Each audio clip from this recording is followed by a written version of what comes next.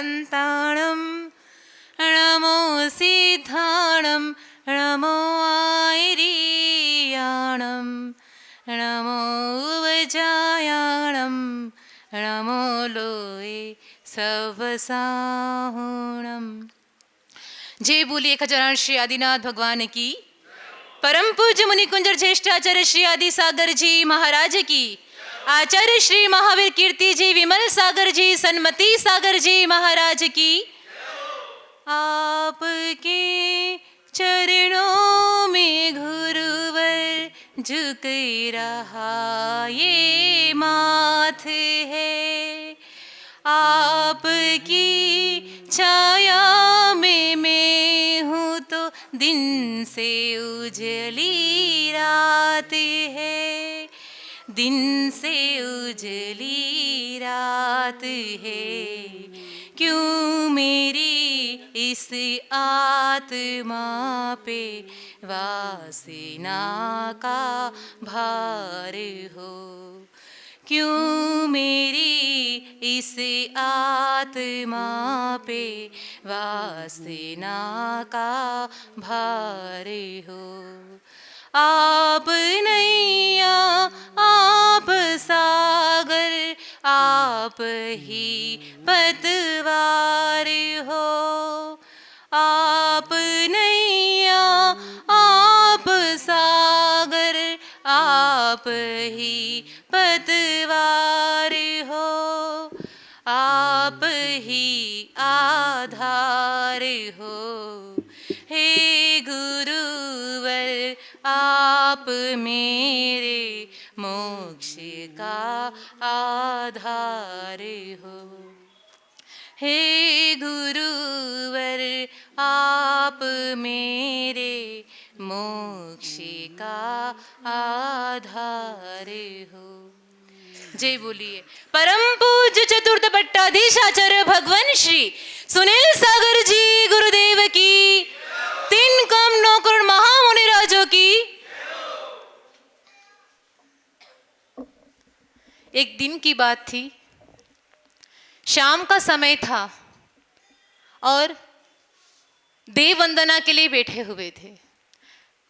जैसे ही आंख बंद की, गोमटेश बाहुबली के दर्शन हुए। उनके दर्शन में ध्यान ऐसा लग गया, प्रतिमा की सुंदरता को देख के मन से एक आवाज आई कि इस प्रतिमा की सुंदरता को देखकर ही नेमिचंद सिद्धांत चक्रवर्ती ने इस पर प्राकृत भाषा में एक स्तुति लिखी थी, थूती जिसे कहते हैं। पूर्ण मन से एक आवाज आई, अगर नेमिचंद सिद्धांत चक्रवर्ती के पश्चात यदि गोमटेश बाहुबली की कोई प्राकृत भाषा में थूती लिखने वाले आचार्य हुए तो वे हुए चतुर्थ पट्टाधीश आचार्य भगवान श्री सुनील सागर जी गुरुदेव। तभी मेरे मन ने मुझसे कहा, शायद इसलिए इन्हें प्राकृत ज्ञान केसरी कहा जाता है। तो हमने कहा उसका भी कुछ कारण है इस श्रवण बेलगोला से कि चारुकीर्ति जी भट्टारक ने श्रवण बेलगोला में प्राकृत भाषा में संगोष्ठी रखी थी। कई बड़े बड़े विद्वानों को इस संगोष्ठी में बुलाया गया था। संगोष्ठी का जो दिन आया था, उस दिन चारुकीर्ति जी भट्टारक ने आचार्य भगवान से भी निवेदन किया कि आचार्य भगवान, आपके सानिध्य में यह संगोष्ठी होना है, आप आइए और हम सबको धर्म मार्ग का उपदेश दीजिए।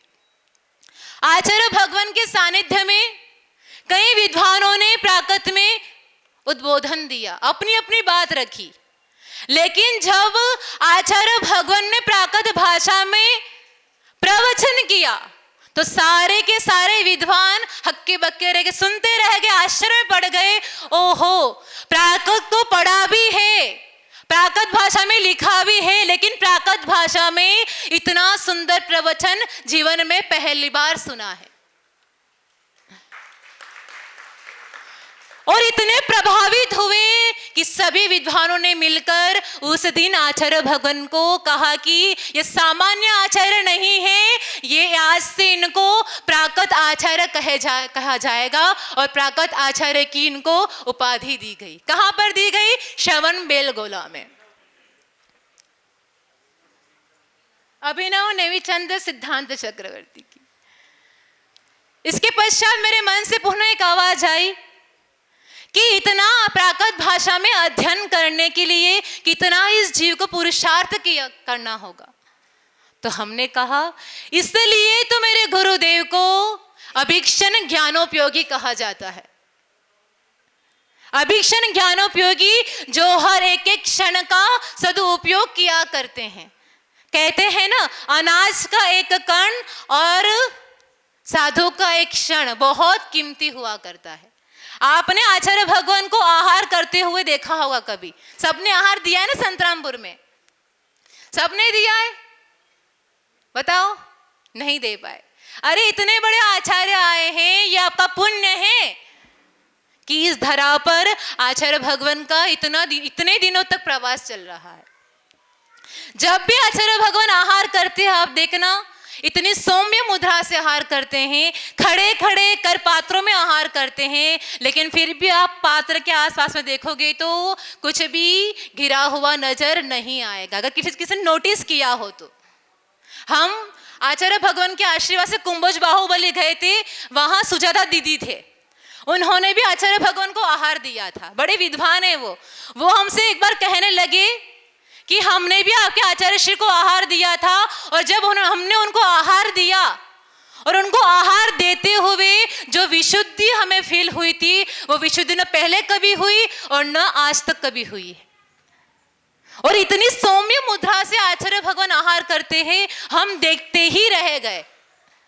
तो अनाज का एक कण और साधु का एक एक क्षण महत्वपूर्ण होता है। आप आचार्य भगवान को देखना, आचार्य भगवान ने अध्यात्म सार शतक ग्रंथ में एक सुंदर सी बात लिखी है, ज्ञानी जन अपनी कथा करते अपने साथ, ज्ञानी से भी माप कर औरों की क्या बात। जो ज्ञानी जन हुआ करते हैं, जो प्रज्ञावान जी हुआ करते हैं, वो अज्ञानियों से तो बात ही नहीं करते हैं। यदि ज्ञानी से भी बात करनी पड़े तो कितनी करेंगे? जितनी आवश्यकता है उतनी ही बात किया करते हैं। आप आचार्य भगवान को देखना, कभी नोटिस करना कि ऐसे महान अद्भुत आचार्य आपकी इस धरा पर आए हैं, इनमें ऐसी क्या विशेषता है कि पूरी दुनिया इनके पीछे भागती है। कुछ तो क्वालिटी होगी ना, तब जाकर पूरी दुनिया इतनी भागती है। ये आपका पुण्य है। हम तो बार बार कहेंगे कि जिन्होंने इतने दिनों में आहार नहीं दिया हो, अरे भगवान, उनका तो पुण्य है, वो तो लाभ लेंगे ना। आचार्य श्री कह रहे कि एक सतरामपुरी है कि जहां पर आहार चर्या के समय में भीड़ कम है, नहीं तो बागड़ मेवाड़ में जाकर देखोगे आप तो घर के लोगों को भी आहार नहीं देने मिलता है, एक ग्रास भी नहीं देने मिलता है। और मतलब कितने लोग तो आहार की व्यवस्था करने के लिए खड़े रहते हैं। जितने वहां पर व्यवस्थापक होते हैं ना, आहार की व्यवस्था बनाने वाले, उतने यहाँ देने वाले भी नहीं मिलेंगे, क्योंकि सब बिजी है। किसमें? आचार्य भगवान अपनी साधना में बिजी हैं, और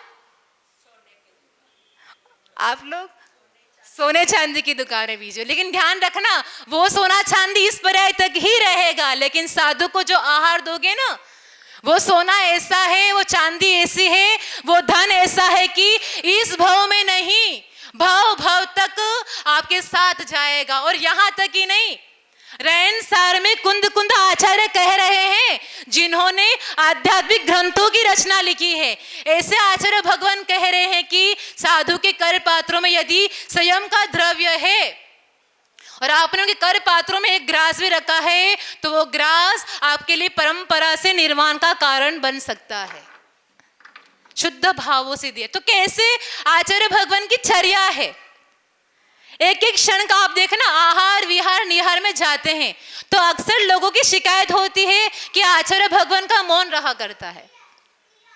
जो बिहार में साथ चलते, श्रेणिक भैया चले हो ना बिहार में, पक्की बात है, अगर आप साथ में चले हो तो देखना कि आचार्य भगवान विहार में तो नमोकार के जाप चलेंगे, कोई पाठ चलेगा, कोई चिंतन चलता रहेगा। आहार में विधि लेकर जा रहे हैं, धारणा लेकर जा रहे हैं, वहां पर भी गाथाओं का पाठ चल रहा है। निहार के लिए जा रहे हैं, दूर है पता है जगह, तो वहां पर भी रास्ते में कोई ना कोई चिंतन, कोई ना कोई जाप चलता रहेगा। एक एक क्षण का सदुपयोग किया करते हैं। इसलिए मेरे गुरुदेव अभीक्षण ज्ञानोपयोगी है। तब मेरे मन ने मुझसे फिर कहा कि इतना ज्ञान अर्जन करने के लिए जीव को कितने मन की एकाग्रता रखनी होती होगी, कितना मन को कंट्रोल करना होता होगा। तो हमने कहा इसलिए मेरे गुरुदेव मौन प्रिय है। 24 घंटे में 18 घंटा जिनके शुद्ध मौन रहता है, इसके बावजूद भी यदि 6 घंटा बोलना पड़ता है ना, तो क्यों बोलते पता है आपको? श्रावकों को धर्मोपदेश देने के लिए, शिष्यों को स्वाध्याय करवाने के लिए, प्रतिक्रमण के लिए, प्रायश्चित देने के निमित्त से उनको बोलना पड़ता है। नहीं तो मौन प्रिय है। बचपन से ही जो ज्यादा मौन रहा करते थे, कम बोलना जिन्हें बहुत पसंद है। तभी मेरे मन से एक आवाज फिर से आई कि इतना संयम को साधा कैसे? तो इस चेतन ने फिर से एक प्रश्न का उत्तर दिया, क्योंकि मन तो कैसा होता है? चंचल हुआ करता। कैसा होता है? एक प्रश्न पे दूसरा प्रश्न, दूसरे पे तीसरा प्रश्न खड़ा किया करता है। मन की उपमा दी है कि किसी बंदर को शराब पिला दो और उसकी पूंछ में आग लगा दो। इसके बाद जो शरारत करेगा उससे भी ज्यादा शरारती होता है एक मनुष्य का चंचल मन। तो उसने मुझसे पूछा कि आपके गुरु ने इतना साधा कैसे? तो हमने कहा कि इसलिए तो मेरे गुरुदेव को चर्या चक्रवर्ती कहते हैं। चक्रवर्ती जो होता है वो 5 म्लेच्छ खंड और एक आर्य खंड को जीतता है। मेरे गुरुदेव ने 5 इंद्रिय रूपी मन, 5 इंद्रियों को और एक मन रूपी 6 खंडों को जीता है। इसलिए मेरे गुरुदेव चर्या चक्रवर्ती है। मौन भी रहते हैं तो अपने आप को साध लेते हैं। दुनिया कहती कि हम मौन रहेंगे तो हम बोर हो जाएंगे, लेकिन आचार्य श्री कहते हैं मौन में ही हमें बहुत आनंद आता है। मन को जीत लिया है। आचार्य भगवान मूलाचार प्रदीप का स्वाध्याय करवा रहे हैं। हर दिन सुबह स्वाध्याय हुआ करता है मूलाचार प्रदीप का। दोपहर में अभी विधान चल रहा था, तो स्वाध्याय में एक दिन विषय निकला था 5 इंद्रियों के विषय, कि जिनके पास एक एक इंद्रियां हैं या जिन जीवों को एक इंद्रिय के प्रति आसक्ति है, वो जीव भी संसार में डूब जाते हैं। फिर जो 5 इंद्रियों के विषयों में उलझे हुए हैं, इन जीवों की क्या स्थिति हुआ करती होगी। तो मेरे गुरुदेव ने 5 इंद्रिय और एक मन रूपी इन 6 खंडों पर विजय प्राप्त की है। इसलिए मेरे गुरुदेव चर्या चक्रवर्ती है। पुनः मेरे मन ने एक बात कही, जब आपके गुरु इतने गुणवान हैं, है ना, गुणवान को देखकर हर किसी को राग हुआ करता है। जब आपके गुरु इतने गुणवान हैं तो पूरी दुनिया इनकी दीवानी होगी। तो हमने कहा इनकी पूरी दुनिया दीवानी है, और खास करके युवा। आज के युवा इतने दीवाने हैं कि जहां भी आचार्य भगवान जाएंगे, आपको पता होगा 2018 के चतुर्मास गांधीनगर में हुआ था। इसके बाद संघ कहाँ गया था? गिरनार यात्रा के लिए निकला था, है ना। उस यात्रा में कम से 3.5 किलोमीटर का रास्ता था, और मुश्किल से 3 से 4 घर भी जैनों के नहीं आए होंगे। अहमदाबाद के बाद से लेकर गिरनार जी से मुश्किल से जैनों के 3-4 घर भी नहीं आए, परिवार भी नहीं होंगे। उस पूरी स्थिति में वागड़, मेवाड़ और कहीं कहीं दूर दूर से युवा लोग आए और आचार्य भगवान का विहार करवाया। ऐसा नहीं कि उनको फोन करके बुलाया हो। यहां पर ध्यान रखना, आचार्य श्री किसी को फोन करके नहीं बुलाते हैं।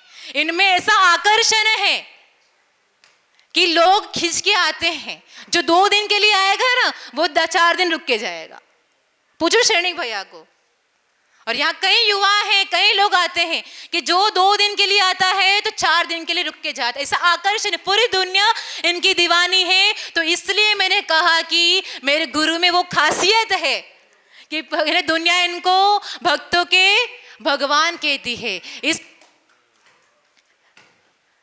इस पंचम काल में साक्षात भगवान तो यहाँ नहीं हो सकते हैं, लेकिन आचार्य भगवान यहाँ पर भगवान से भी कम नहीं है। जय बोले परम पूज्य चतुर्थ पट्टाधीश आचार्य भगवान श्री सुनील सागर जी गुरुदेव की।